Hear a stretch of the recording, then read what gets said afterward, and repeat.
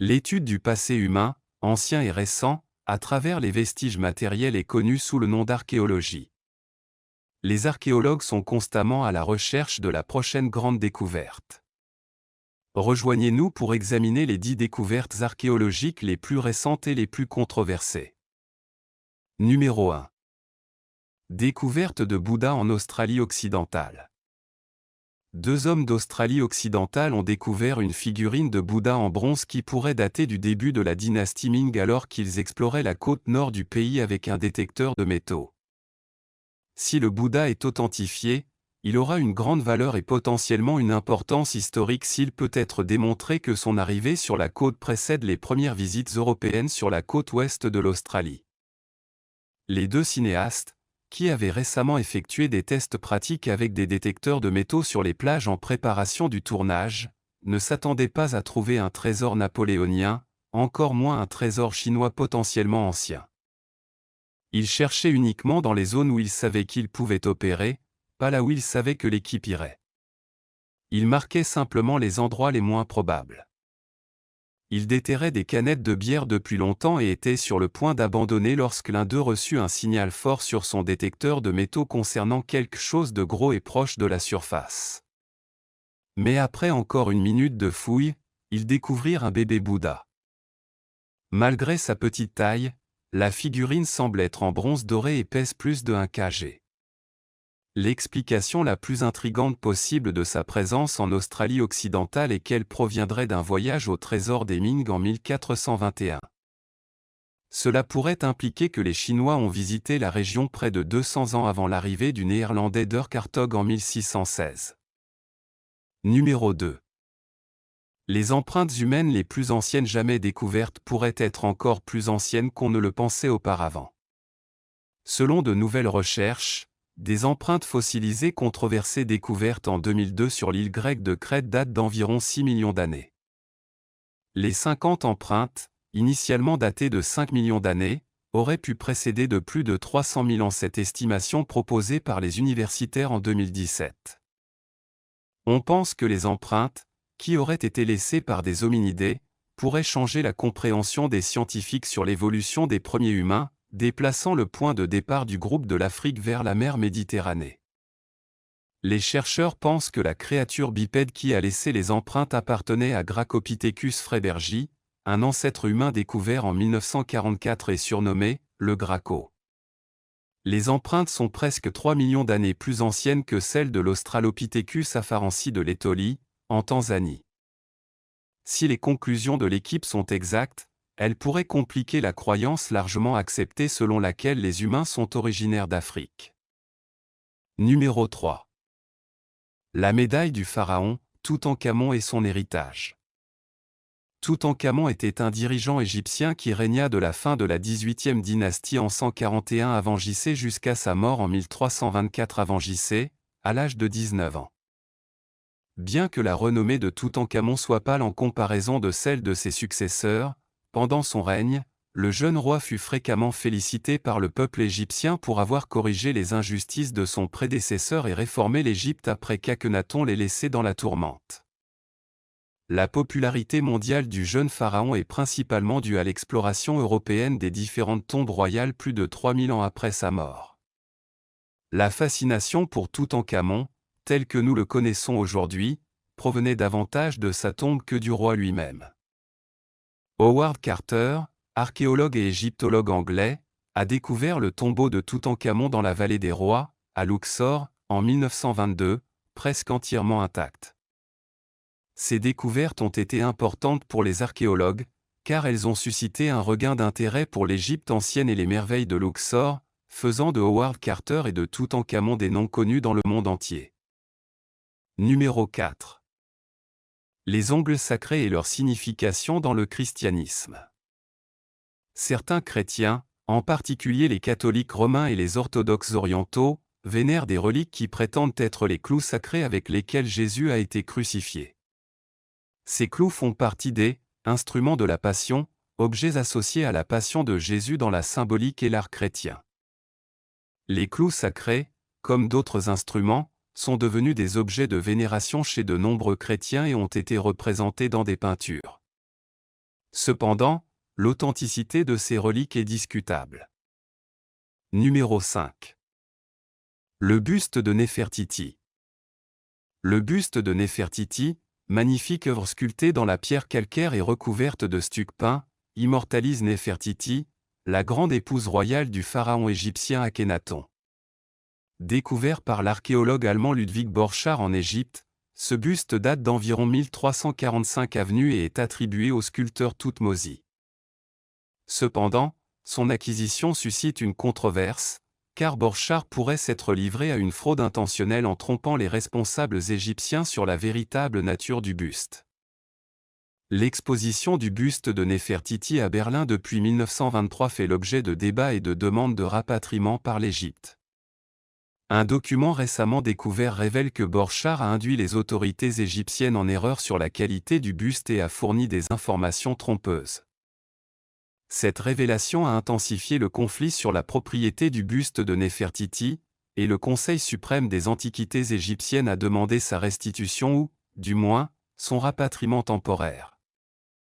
La controverse soulève des considérations éthiques sur le rapatriement du patrimoine culturel et souligne l'importance de régler les différends sur la possession d'objets historiques.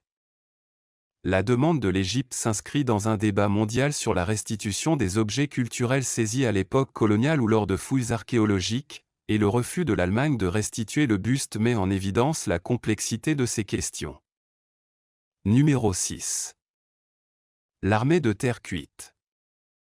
Découvert en 1974 par un agriculteur nommé Yang lors du forage d'un puits à 11 ans, en Chine, il représente une étonnante collection de statues grandeur nature.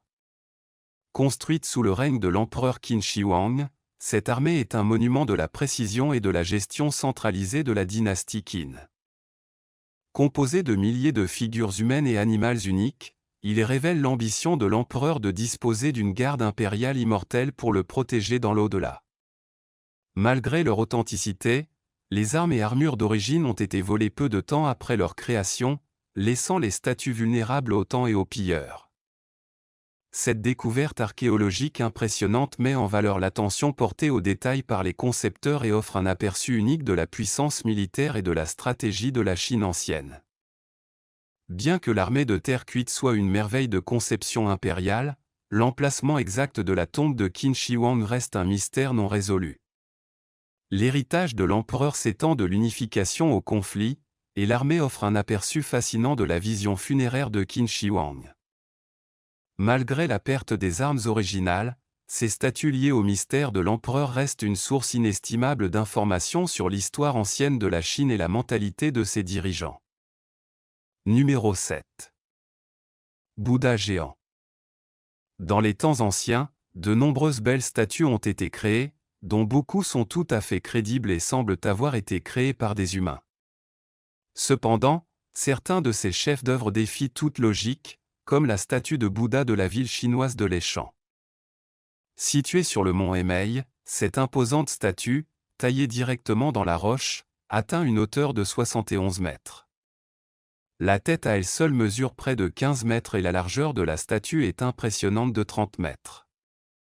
Bien qu'on pense qu'elle date de plus de 1000 ans, les scientifiques continuent d'être étonnés de la difficulté de créer une structure aussi grandiose, même pour une civilisation avancée comme la Chine sous l'Empire Tang au 7e siècle après J.C.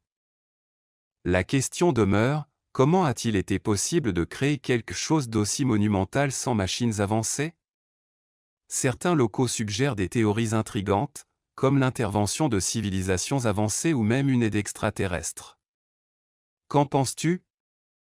Bien que la statue de Bouddha ait une explication logique, de nombreux autres sites sur la planète défient toute explication.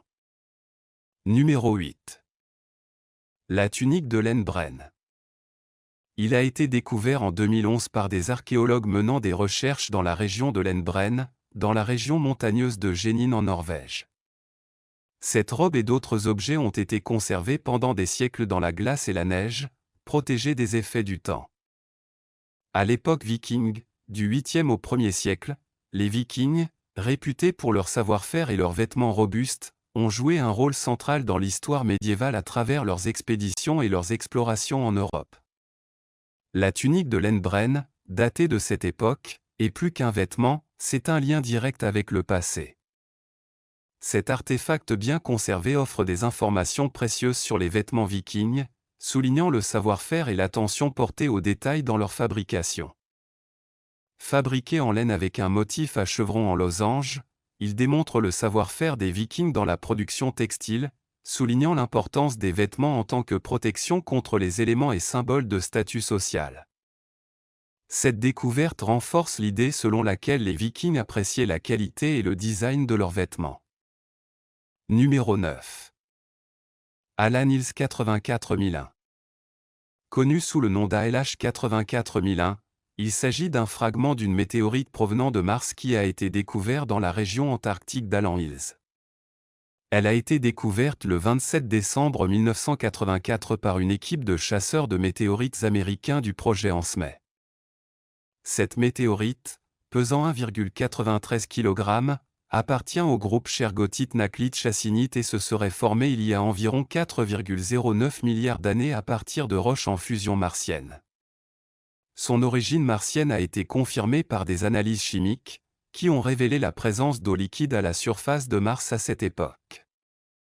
La découverte d'ALH 84001 en Antarctique est due aux conditions du terrain qui facilitent la détection d'objets n'appartenant pas à l'environnement. Le projet ANSME réalise des expéditions annuelles en Antarctique, où ils ont découvert des roches impressionnantes. C'est Roberta Escor, responsable du laboratoire de météorites de l'Antarctique, qui l'a découverte dans la banquise isolée d'Alan Hills, à l'ouest. En 2005, des recherches ont été menées pour étudier l'origine de ALH 84001. Selon les analyses, la météorite semble s'être détachée d'Eos Chasma dans le canyon de Val Marinery, en raison d'un impact météoritique il y a environ 17 millions d'années. Des études de datation radiométrique indiquent que ALH 84001 est arrivé sur Terre il y a environ 13 000 ans. Cette météorite a suscité un grand intérêt en raison des signes possibles de vie biologique qui y ont été suggérés. En 1996, un groupe d'experts a affirmé avoir trouvé des traces de micro-organismes martiens dans la météorite, déclenchant un débat intense. Bien que cette théorie ait été rapidement rejetée par la majorité de la communauté scientifique, elle a créé un précédent pour les avancées futures dans le domaine de l'astrobiologie. Bien que l'existence de vie martienne dans cette météorite n'ait pas été confirmée, son étude a été fondamentale pour explorer la possibilité de micro-organismes extraterrestres sur d'autres corps célestes. Cela rappelle que même si ALH 84001 ne contenait pas de bactéries fossilisées, il ne faut pas exclure la possibilité d'une vie extraterrestre cachée au cœur d'autres météorites.